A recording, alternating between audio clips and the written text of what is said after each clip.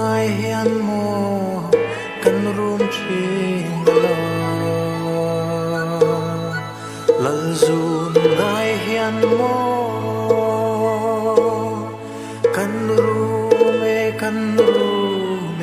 rum thin lo Zion ram ngai hian luai thi kan rum kan ngai em lo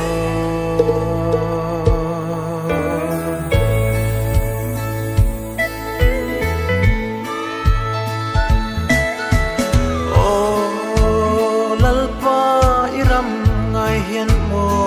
kan rum thin lo o tharau min shuai ro bin shuai le ta che iram ngai hian kan rume chandam fa te kan rume lalpa local to mai ro dam na lui aluang cham de lan ti o chu mun karam ngai Ziona le ram no choi mo in Zai nan phát ning lo Amen a thiang lim me tin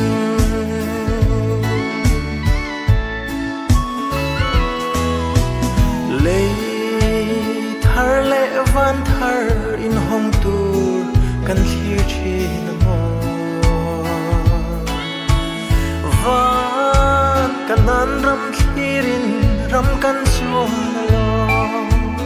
o chu mun lui ra la chuan chan dam tu min hruaiang che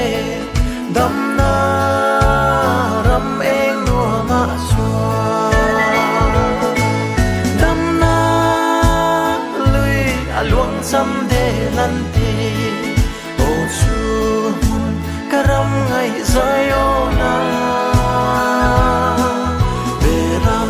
choi mo in Zai nan phát ning lo Amen a thiang lim me tin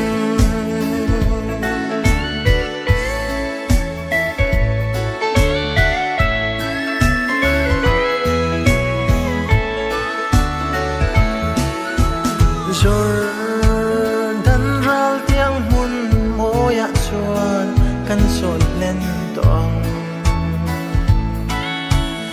he khovel leilung ai kan tua to lovang van thuam ro pui kan tromang thu thung wanga riang zong chua kan ram lun tur vana kia